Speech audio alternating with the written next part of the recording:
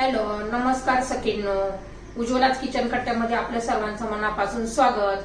हे बघा, आज आपण हा पदार्थ बनवणार आहोत. तर हे पहा, आज ना एकदम नवीन रेसिपी दाखवणार आहे तुम्हाला. याला बिबडे असं म्हणतात. कडधान्यांपासून बनवतात. तर ह्या तर बाजरी आणि मटकीची डाळ आणि लसणाची पात घालून तिखट मीठ असं घालून तीळ वगैरे असं घालून हे बनवतात. वाळवण्याचे पदार्थ आहे, उन्हाळी पदार्थ बनवतात आणि खूप छान लागतं टेस्ट. याच्यापासून चटणी किंवा असं भाजून तेल तळून पण घेऊन खूप छान असं लागतं. तर आपण याच्यात चटणी पण बनवणार आहोत. तर हे पहा, त्यासाठी मी कांद्याची पात घेतलेली आहे थोडीशी आणि एक कांदा घेतलेला आहे. तर मी प्रथम कांदा चिरून घेते.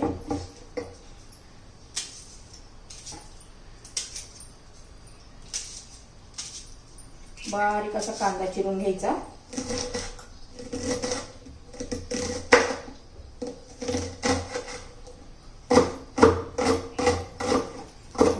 कांदा चिरून झालेला आहे. आता कांद्याची पात आपण चिरून घ्यायची. आता कांद्याची पात मी धुवून घेते. आता कांद्याची पात पण चिरून घ्यायची. तोपर्यंत मी तवा गरम करायला ठेवलेला आहे.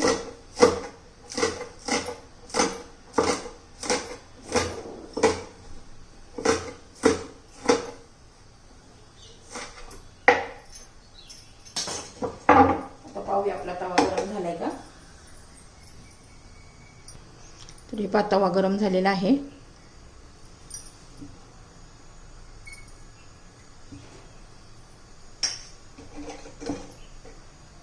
आपण हे अशी तळून घेऊ शकतो. तोंडी लावण्याचा पदार्थ आहे हा.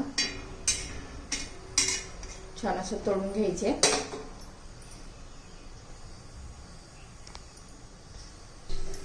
हे पहा, अशी तळून आपण चपाती बरोबर, भाकरी बरोबर किंवा भाताबरोबर तोंडी लावू शकतो. आता हे मी काढून घेते. आता चटणी बनवणार आहोत. तर त्यासाठी थोडीशी मोहरी घालायची आहे, जिरं घालायचंय. जिरं मोहरी तडतडली की कांदा घालायचा आहे.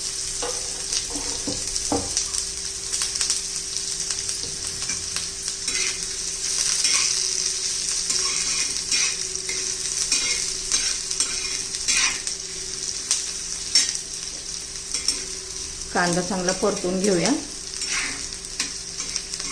खूप टेस्टी लागते. पारंपरिक पदार्थ आहे, जुना पद्धतीचा. माझी आई आजी हे उन्हाळा लागला की हे बनवून ठेवायचं. वर्षभर टिकते. कडधान्यांपासून बनवलं जातं. बाजरीच्या पिठापासून, बाजरीपासून, ज्वारीपासून, मटकी, मूग वेगवेगळ्या कडधान्यांपासून पण बनवतात. तुम्हाला जर माझी चटणीची रेसिपी आवडली तर लाईक, शेअर आणि सबस्क्राईब नक्की करा. सबस्क्राईब केलं म्हणजे रोजचे नवीन रेसिपीचे व्हिडिओ तुम्हाला पाहायला मिळतील. म्हणजे व्हिडिओचे नोटिफिकेशन पहिल्यांदा तुम्हाला येतील सबस्क्राईब केलं म्हणजे. हे बघा, कांदा झालेला आहे आपला. आता त्याच्यामध्ये कांद्याची पात घालून घेऊया. त्या बिबड्यांमध्ये लसणाची पात घालून बनवलेल्या असतात. कोथिंबीर पण घालायची आहे. कोथिंबीर नाही आहे माझ्याकडे. आता याला मीठ घालायचं आहे. तर बिबड्यांमध्ये आपण मीठ घातलेलं आहे. फक्त कांदा आणि कांदा पातीसाठी थोडंसं घालून घ्यायचं आहे.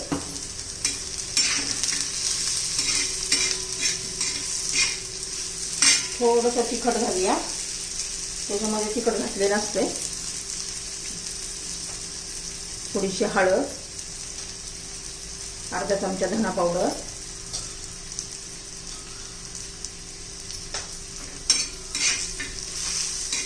आता हे सर्व चांगलं परतून झालेलं आहे. आता अशा ह्या बिबड्या घेऊन असं बारीक भुगा करून घालायचा त्याच्यामध्ये.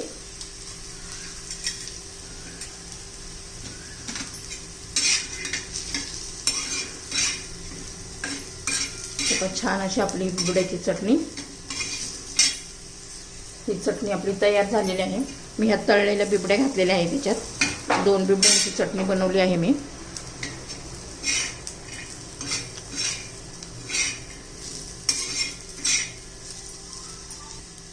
चटणी आपली तयार.